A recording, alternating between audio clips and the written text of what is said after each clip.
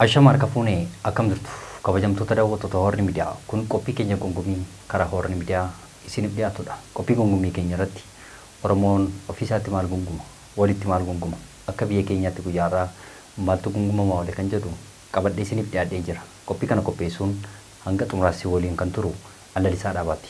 Maarree isinis daawwattoonni Horni Miidiyaa hanga xumura qophii kottina waliin turan immoo affeerraa kooti. Akkasumas miidiyaa kana like, subscribe gochuu hin dagatinaa. Yaadaaf qeeqa qabdan komentii jalatti barreessuu ni dandeessu. Qabxii koo tokkoffaa yookaan gungummiin koo tokkoffaa guyyaarraa keessumaa gidduu kana torban muraasatti asitti keessumaa faarsee bulaa dafqee bulaa akkasumas barreessaa bulaa jedhamee bakkoota garaagaraatti wal qoqqoodinsi ta'ee akkasumas namoota qondaaltota dabalatee namoota siyaasaa dabalatee akkasumas immoo paartilee siyaasaa keessaa fi kanneen kana fakkaatan hundumaa keessatti wal qoqqoodansi akkasumas inni kun faarsee bulaadha, inni kun dafqee bulaadha, inni kun immoo odeessii bulaadha kan jedhamu bakkoota garaagaraatti keessumaa sooshaal miidiyaa kanarratti giruupiin uumamee dudubbatamaa turuun ni yaadatama jechuudha. Kanarrattis qophii gungumii koo keessatti ni argattu. Akkasumas muummee ministeera Itoophiyaa gidduu kana daawwannaa hojii bakkoota garaagaraa taasisaa akka jiruu fi akkasumas immoo Oromummaa hidhee pirezidaantiin Isaayyaas Afwerqii yookaan pirezidaantiin Eertiraa kan ta'e gidduu kana Oromummaa hidhee Oromoo guutummaa keessatti akkasumas qoqqobbii guddaan ka'amaa akka jiruu fi oolmaan faannoo irraa immoo maal akka ta'e gungumii koo keessatti argattu. Hanga xumura qophii kootti immoo na waliin tura. Egaa qabxii koo tokkoffaa kana keessatti keessumaa gidduu kana muummee ministeera Itoophiyaa Faransaay imalee turuun yaadatamu. Faransaaytti keessumaa meeshaalee waraana ammayyaa kanneen ta'an diroonii akkasumas immoo helikoophitarii fi meeshaa gurguddoo Itoophiyaa keessatti bakkoota garaagaraatti waraansi adeemsifamaa jiruuf kanarratti xiyyeeffatanii gara Faransaay imalanii turuun yaadatama. Isarrattis waliigaltee waraanaa haala tokko meeshaalee ammayyaa kanneen ta'an irratti waliigallee Faransaay fi Itoophiyaa waliigalanii jiru waan ta'eef kanarratti ni hojjenna kan jedhuuf akkasumas immoo isarratti marii guddaa taasisaa akka turan dhagahamaa turuun ni yaadatama. Oolmaan isaanii Faransaay qofaatiin waan dhaabbate hin fakkaatu. Guyyaa kaleessaa gara Itaalii imalanii turuun ni yaadatama jechuudha. Keessumaa hoogganaa kaatoolikii duraa yeroo darbe lubbuun isaa darbeen turuun ni yaadatama. Haaraa erga filamee guyyaa kaleessaa Itaalii imalee dubbiseetti jira jechuudha. Muummee ministeera Itoophiyaa galgala guyyaa har'aa immoo gara Faransaay imalee akka jiruu fi Faransaay imaluuf akka jirullee dubbatamaa tureera jechuudha. Galgala kana kanaaf muummee ministeera Itoophiyaa Faransaay, Itaalii fi Jarman gaheera jira jechuudha. Hojiif daawwannaa bakkeewwan garaagaraa deemaa akka jiraniif akkasumas immoo biyyoota torbaan hanga 8 ganaa deemu jedhamaa jira jechuudha muummee ministeera Itoophiyaa. Kanaaf keessumaa waliigaltee waraanaa dabalatee bakkoota garaagaraa deemuuf akka jiruuf akkasumas immoo taateen Itoophiyaa keessatti bakkoota garaagaraa ollaa Itoophiyaa dabalatee Itoophiyaa irratti ka'aa jiraachuun ni yaadatama. Keessumaa waa'ee hulaa galaanaa irratti ulaan galaanaa maal akka ta'ee fi uummanni Itoophiyaa miliyoona 100 miliyoona 30 ol kan ta'e hulaa galaanaa argachuu akka qabuu fi keessumaa qoqqobbii fi wal dhabuun Eertiraa fi Itoophiyaa daran jabaachaa waan dhufeef muummee ministeera Itoophiyaa biyyoota gurguddoo addunyaarra deemanii waliigaltee mari'achaa akka jiranii fi Itoophiyaan hulaa galaanaa argachuu akka qabduuf akkasumas meeshaa ammayyaa bakkoota garaagaraatti waraanni adeemsifamaa jiru kana keessatti meeshaa fudhataniif galuuf akka jiran illee agamaatii jira jechuudha.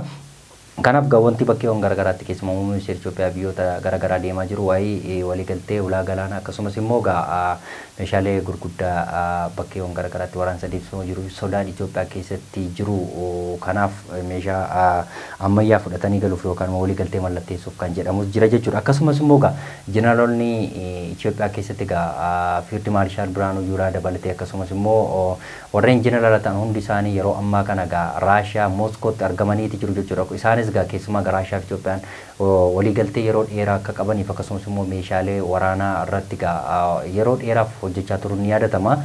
Diroonii dabalatee akkasumas meeshaa gurguddaa moorteera duunkii warra akkasii warreen jedhama meeshaa gurguddaa Itoophiyaan Raashiyaatidha jechuudha kan isheen fudhachaa turte.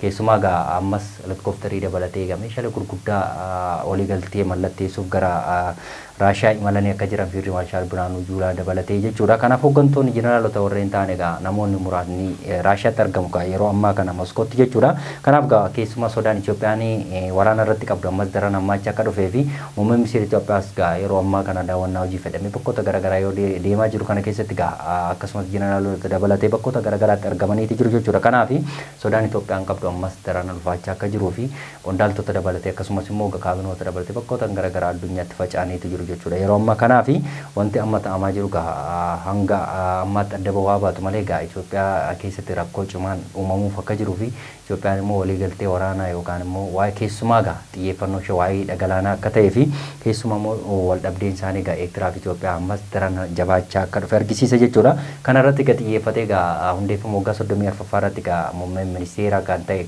isa hedduu kan ammoo Oromummaadha yeroo inni leellisaa turee fi hundeeffama waggaa 34ffaa yookaan bara 1985 Itoophiyaa irraa adda citteetti jechuudha. Waraanaan Eertiraanii kanaaf muummee ministeera Eertiraa yeroo waggaa 34ffaa oliif Eertiraa bushaa kan jiruu fi mootummaa ofirraa jedhamee kan beekamu Isaayyaas Afwerqii Oromummaadha leellisa mootummaan Abiyyi jedhee yeroo inni dubbatu kana keessatti guutummaa Oromoo kan ta'e bakkeewwan garaagaraa qondaaltota siyaasaa dabalatee akkasumas immoo paartilee garaagaraa warreen Oromoo falman dabalatee gungummii garaagaraa kaasaa akka jiran argamaatu jira jechuudha. Isaayyaas Afwerqii kanarratti kun hundi kan ta'e yookaan immoo guutummaa Oromoo namoota miliyoona 60 ol kan arrabsiise muummee ministeera Itoophiyaa akka ta'ee fi muummee ministeera Itoophiyaa immoo Oromummaa leellisa yookaan Oromoodha yookaan kushundeessu fedhee Isaayyaas Afwerqii waltajjii sana irratti dubbatee turuun yaadata.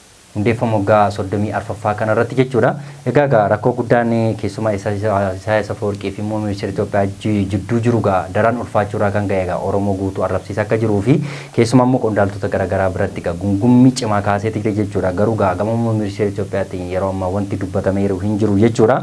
Kanaaf garuu Oromoon otoo akkasitti qeessaaf qabeenya isaa irratti lubbuun isaa darbaa jiruuti.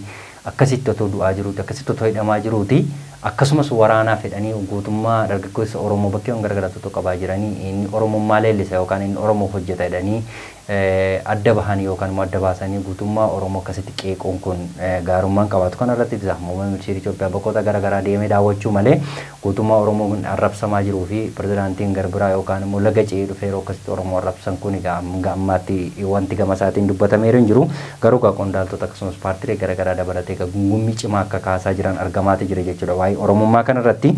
Kanaaf kushundeessu fedhamee muummee ministeera Itoophiyaa dubbatu Isaayyaas Afwerqii malee garuu miidhaan Oromoon jiru miidhaan Oromoo irratti raawwatamaa jiruu fi rakkinni Oromoon qabu furamuu haa baatu malee yookaan kan ittiin himattuutu dhabame malee rakkinni Oromoon qabu baay'ee akka ta'ee fi dubbachuun isaallee kan nama saalfachiisuu fi kan nama qaanessullee ture jechuudha. Garuu kan keessa keenya beeku hinuma beekaa kan keessa keenya hin beekne immoo kun akkasitti arrabaa fi jecha hin taane guutummaa Oromoo arrabsa jechuudha. Kana irratti muummee ministeera Itoophiyaadha jechuudha. Kana hunda uummata Oromoo kan inni akkas goosa yookaan immoo jecha hin taane jecha hadhaa kan itti dubbachiisaa jiru kanaaf rakkoo guddaan ammas gama uummata Oromootiin mudachaa jiruu fi arrabni uummata Oromoo irratti waggoota 30 oliif wayyaaneen akkasitti tumaaf dhiitaa turte Tigree irra darbee yeroo ammaa Eertiraan akkasitti Oromummaa itti yeroo isheen leellistee immoo uummata Oromoo arrabsiisaa jirtu argamaati jira jechuudha. Kanaaf waa'een Tigraay kunis keessumaa yeroo dheeraaf akka Eertiraan Itoophiyaa irra cittuuf aarsaa guddaa qabachaa kan ture Tigreedha. Amma immoo Tigree fi Eertiraan walii galanii yeroo isaan keellaan cufaa ture sun banamee meeshaalee waraanaa fi akkasumas immoo kontiroobaandii garaagaraa yeroo isaan wal keessa hojjechaa jiran mul'achaa jira jechuudha. Kanaaf guutummaa guututti Eertiraa fi Tigree walii galtee cimaa akka qabaniif isayyuu faannoo dabalatanii amma mootummaa kuffisuuf akka jiranillee dubbatamaati jira jechuudha. Kanaaf guutummaa guututti Eertiraa fi Tigree walii galanii meeshaalee waraanaa garaagaraa waliif hojjechaa yookaan immoo walitti gurguraa akka jiran argamaati jira. Kanaaf keellaan gidduu isaaniitti cufaa ture yeroo ammaa guutummaatti banamee jira. Kanaaf jarri Eertiraa fi Tigreen walii galtee guddaa akka qabanii fi guutummaa guututti hojii cimaa waliin hojjechaa akka jiranii fi mootummaa Itoophiyaa Abiyyi Ahmediitiin illee doorsisaa akka jiran argamaati jira jechuudha. Hundigaa kan inni ta'e yeroo muraasaatti asitti keessumaa immoo erga boordiin filannoo biyyaalessaa warra abuuntaa kan haqeetii jechuudha. Daran waliigalteen isaanii kan cimaa dhufedha jechuudha. Keessumaa immoo erga Bogeetachoo Raddaa aangoo gadhiisee booddee paartiin Tigraay keessatti hundeeffamee jira jechuudha. Paartiin Bogeetachoo Raddaa fas boordiin filannoo biyyaalessaa ji'a sadiif beekamti kenneefii jira jechuudha. Kanaaf hanga ji'a sadiitti warreen achi keessa jiru yookaan ulaagaa paartii barbaachisu guuttachuu akka danda'aniif itti meetii jira jechuudha. Kanaaf Tigraay keessattis waliigalteen akkuma paartilee Oromoo kana wal dhiibaa dhufaachuun kunis ammas mul'achaa jira. Kanaaf rakkoo guddaan ammas gama Tigraay mudachaa jira jechuudha. Qondaaltota dabalatee akkasumas immoo gareen abuuntaa immoo Eertiraa hojii walii galanii dhiibbaa muummee ministeera Itoophiyaa irratti gochuuf akka jiran argamaati jira. Kana hunda immoo walumaan kan laallu ta'a jechuudha.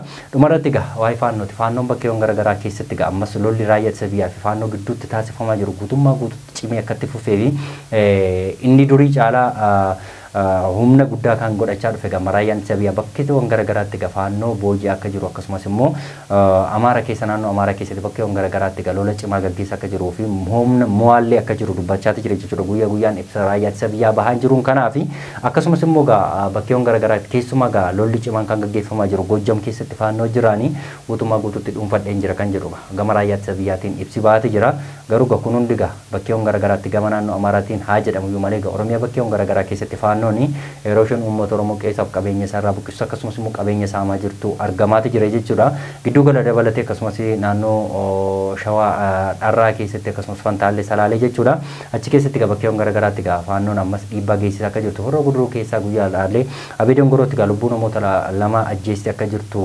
dubbatamaati jira jechuudha kana hunda kan gochaa jiru faannoo mootummaan hundeessa Oromiyaa keessatti uummata Oromoo buqqisiisaa jiru jechuudha kanaaf guutummaa guutuutti faannoon bareera jedhamaa baatus gama social media isaanii yookaan gama raayyaa ittisa biyyaatiin guutummaa guutuutti faannoo balleessineera kan jedhuga dubbatamaati jira garuu dhaadannoo faannoo immoo gara wallootti deebinee guutummaa guutuutti lafa shirkaa achi keessa jiruu fi lafa faannoo kan Amaaraa kan ta'e sanarratti qubannee guutummaa guutuutti waraana mootummaa achi jiru buqqisuu qabna kan jedhu dhaadannoo gidduu kana gaggeessaa jiru jechuudha dhaadannoon isaanii naannoo sanatti ta'e malee inni isaan sa'aatii 24tti arat kiiloo galle jedhan sun waan hafe fakkaata jechuudha kanaaf dhiibbaan bakkeewwan garaagaraatti uummata Oromoo irratti raawwatamaa jiru daran ulfaachaa dhufeera jechuudha egaa dhiibbaan uummata Oromoo irratti darbu mootummaa Itoophiyaa irra darbee mootummoonni garaagaraa ollaa Itoophiyaa warreen ta'anii uummata Oromoo arrabsaa akka jiran argamaati jira kana hunda kan gochiisaa jiru yookaan immoo uummata Oromoo irratti arrabnii fi jechiin taane akkas dhiibbaa guddaan akka geessifamuuf kan gochaa jiru immoo muummee ministeera Itoophiyaa akka ta'e argamaati jira egaa kabajamtoota daawwattoota Horni Miidiyaa qophiin guggumii koo guyyaarraa kan hangammaatti daawwataa ture qophii kana qopheessuun si waliin kan ture Lalisaa Dhaabaati qophii guggumii biraan hanga walitti deemnutti immoo qophii Horni Miidiyaa waliin turtii gaarii qabaadhaa.